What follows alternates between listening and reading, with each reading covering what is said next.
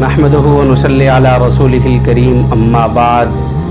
Programme آپ کے مسائل اور ان کے حل میں ایک دفعہ پھر آپ حضرات کے سامنے حاضری ہوئی ہے۔ آج کچھ مسئلے آپ حضرات کے سامنے لایا ہوں۔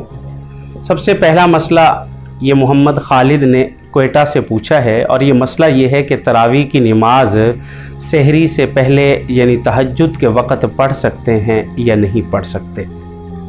دیکھیں، تراویح یہ عشاء کی نماز کے بعد پڑھی جاتی ہے۔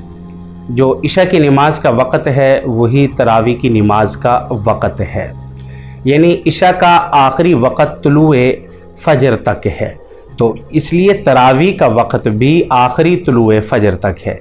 اور جو سنت طریقہ تراویح کا ہے کہ عشاء کی نماز کے فرضوں کے بعد وتروں سے پہلے آپ تراویح پڑھیں، اور اگر کسی وجہ سے آپ عشاء کی نماز پڑھنے کے بعد آپ تراویح نہیں پڑھ سکے تو آپ سحری سے پہلے اگر وقت مل گیا ہے اور اس وقت پڑھ رہے ہیں تو یہ پڑھنا جائز ہے، اور آپ کی یہ سنت مؤکدہ ادا ہو جائے گی، یہ تراویح جائز ہو جائے گی۔ لیکن اس کو مستقل عادت نہیں بنانی چاہیے کہ آپ عشاء کی نماز پڑھ کے سو جائیں اور تراویح کی نماز کے لیے آپ کہیں کہ جب سحری کے وقت اٹھیں گے تو اس وقت میں جلدی تراویحاں پڑھ لوں گا، تو اس لیے یہ طریقہ بھی درست نہیں ہے۔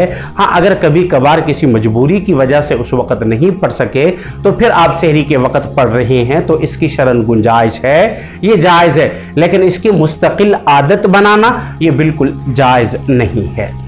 دوسرا سوال یہ محمد شوکت نے آزاد کشمیر سے سوال کیا ہے کہ اگر کوئی شخص رمضان کے روزے نہیں رکھ سکا اور دوسرا رمضان المبارک آ گیا ہے تو اب وہ کیا کرے؟ دیکھیں، رمضان المبارک کے 30 روزے یہ فرض ہیں مسلمانوں پر، یہ فرائض میں شامل ہیں، جیسے نماز ہمارے لیے فرض ہے، زکوٰۃ ہمارے لیے فرض ہے، حج فرض ہے۔ اسی طریقے سے قرآن مجید میں ان روزوں کے متعلق بھی حکم آیا ہے، یہ روزے بھی فرض ہیں۔ یا ایھا الذین آمنوا کتب علیکم الصیام کما کتب علی الذین من قبلکم لعلکم تتقون۔ قرآن مجید میں حکم دیا گیا کہ اے ایمان والو کہ آپ روزے رکھو۔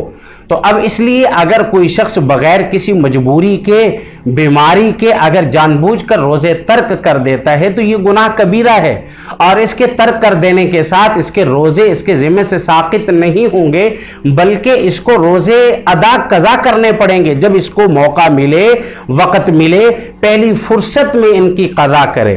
اب اگر کسی شخص نے رمضان کے روزے پہلے قضا نہیں کیے تھے تو اب اور رمضان آ گیا ہے تو ان رمضان کے اندر پچھلے رمضان کی قضا کی نیت نہیں کر سکتا، بلکہ اس رمضان کے اندر اسی رمضان کے روزے جو فرض ہیں وہی رکھے گا۔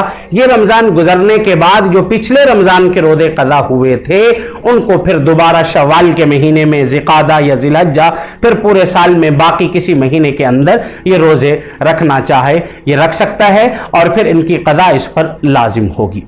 اگلا سوال محمد عمران نے لاہور سے کیا ہے کہ روزے کی حالت میں انسولین لگانا کیسا ہے، کہ جو شوگر کے مریض ہوتے ہیں وہ روزے کی حالت میں انسولین لگا سکتے ہیں یا نہیں؟ شریعت کی روشنی میں ہماری رہنمائی فرمائیں۔ دیکھیں، روزے کی حالت میں انسولین لگانا شرعاً جائز ہے، اس سے روزہ نہیں ٹوٹتا، اور اس کی گنجائش ہے اگر کوئی شخص روزہ رکھ کر نماز کے بعد یا سونے سے قبل یا دن کے کسی حصے میں روزے کی حالت میں انسولین لگاتا ہے تو اس صورت میں اس کا روزہ فاسد نہیں ہوگا، اس کا روزہ باقی رہے گا۔ اور اگلا سوال عبد الکریم نے سرگودے سے پوچھا ہے کہ رمضان المبارک کے پہلے عشرے کے جو خاص اعمال ہیں ان اعمال کے بارے میں ہماری رہنمائی فرمائیں، کہ رمضان المبارک کے پہلے عشرے میں اور دوسرے اور تیسرے عشرے میں ہم کیا کیا پڑھیں، کون کون سے عمل کریں، شریعت کی روشنی میں ہماری رہنمائی فرمائیں۔ دیکھیں، رمضان المبارک کے پہلے عشرے اور دوسرے اور تیسرے عشرے میں کوئی خاص قسم کے اعمال شریعت میں منقول نہیں ہے۔ حدیث مبارکہ میں یہ تو آتا ہے کہ رمضان المبارک کا پہلا عشرہ رحمت ہے، دوسرا عشرہ مغفرت ہے، اور تیسرا عشرہ یہ عتق من النار، یہ جہنم سے خلاصی ہے۔ لیکن کسی خاص عمل کا کہ اتنی مرتبہ یہ ذکر کریں، اتنی مرتبہ درود شریف پڑھیں، اتنے نوافل پڑھیں، اس چیز کا ذکر قرآن مجید میں، حدیث مبارکہ میں، شریعت مطہرہ میں کہیں نہیں ہے۔ البتہ حضرات علماء کرام فرماتے ہیں کہ اپنے رمضان المبارک کے مہینے کو قیمتی بنانا چاہیے، کیونکہ اس مہینے میں نفل کا ثواب اللہ رب العزت فرض کے برابر کر دیتے ہیں اور فرض کا ثواب 70 فرض کے برابر کر دیتے ہیں۔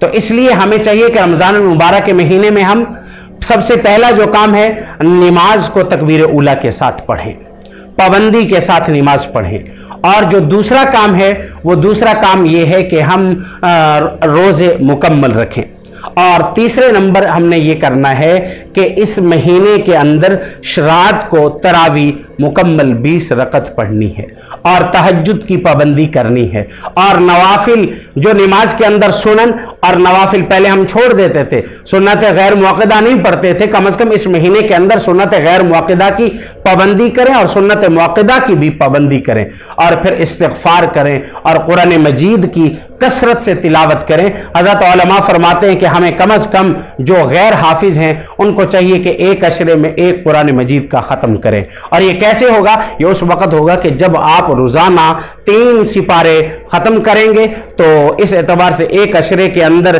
آپ کا ایک قرآن مجید ختم ہو جائے گا، تو 3 عشرے میں 3 قرآن مجید ختم ہو جائیں گے۔ اگلا سوال عبد الرشید نے کشمور سندھ سے پوچھا ہے کہ ایک شخص نے اپنی بیوی کو غصے کی حالت میں ایک طلاق دی اور کہا کہ میں تجھے طلاق دیتا ہوں، اور اس کے بچے بھی ہیں، اور اس نے یہ لفظ حمل کی حالت میں کہے ہیں، کیا اس صورت میں طلاق ہو گئی ہے؟ تو ہو گئی ہے، تو پھر آپس میں رجوع کرنے کا کیا صورت ہے اور کیا حکم ہے؟ شریعت کی روشنی میں ہماری رہنمائی کیجیے۔ دیکھیں، طلاق ایسی چیز ہے کہ اس کو غصے میں دی جائے یا پیار میں دی جائے یہ واقع ہو جاتی ہے۔ حدیث مبارکہ میں آتا ہے کہ 3 چیزیں ایسی ہیں کہ جن کا مذاق بھی مذاق اور سیریس بھی سیریس ہے۔ ایک طلاق ہے، ایک نکاح ہے، اور ایک عتاق ہے۔ عتاق کہتے ہیں غلاموں کا آزاد کرنا، پہلے زمانے میں غلام ہوا کرتے تھے، تو اس لیے طلاق ایسی چیز ہے کہ یہ ہر حالت میں واقع ہو جاتی ہے، حمل کی حالت میں بھی اور غیر حمل کی حالت میں بھی۔ جب اس مرد نے اپنی بیوی کو غصے کی حالت میں ایک مرتبہ کہا کہ میں تجھے طلاق دیتا ہوں، تو یہ صریح الفاظ ہیں، اس سے ایک طلاق رجعی واقع ہو جاتی ہے۔ اور طلاق رجعی کا کیا حکم ہے؟ طلاق رجعی کا حکم یہ ہے کہ اس شخص کی بیوی پر ایک طلاق رجعی واقع ہو چکی ہے، اب اس کو آئندہ 2 طلاقوں کا حق حاصل ہوگا۔ یہ شخص عدت کے اندر رجوع کرنا چاہے تو اپنی بیوی سے رجوع کر سکتا ہے۔ رجوع کی صورت کیا ہوگی؟ رجوع کی ایک صورت یہ ہے کہ یہ شخص زبان سے کہہ دے کہ میں اپنی بیوی سے رجوع کرتا ہوں، اور رجوع کی دوسری صورت یہ ہے کہ اس کے ساتھ میاں بیوی والے جو تعلقات ہیں وہ تعلقات قائم کر لے، اور اس کے ساتھ بھی رجوع ہو جائے گا، لیکن آئندہ احتیاط کرنی چاہیے، اور جب یہ شخص عدت کے اندر رجوع کر لے گا تو اس کو آئندہ 2 طلاقوں کا حق حاصل ہوگا۔ اور اگر اس نے عدت کے اندر رجوع نہیں کیا اور عدت 3 ماہواریاں گزر چکی ہیں، یا عورت حاملہ تھی اور وضع حمل ہو کر اس کی عدت گزر چکی ہے، تو اب اس کا نکاح ٹوٹ جائے گا۔ اب دوبارہ اس کے ساتھ رجوع بغیر نکاح کے نہیں ہو سکتا، دوبارہ نکاح کے ساتھ رجوع ہوگا، بغیر نکاح کے نہیں ہوگا۔ اللہ رب العزت ہمیں صحیح معنی شریعت پر عمل کرنے کی توفیق عطا فرمائے۔ وآخر دعوانا الحمدللہ رب العالمین۔ اللہ اللہ اللہ اللہ اللہ اللہ اللہ اللہ اللہ اللہ اللہ اللہ اللہ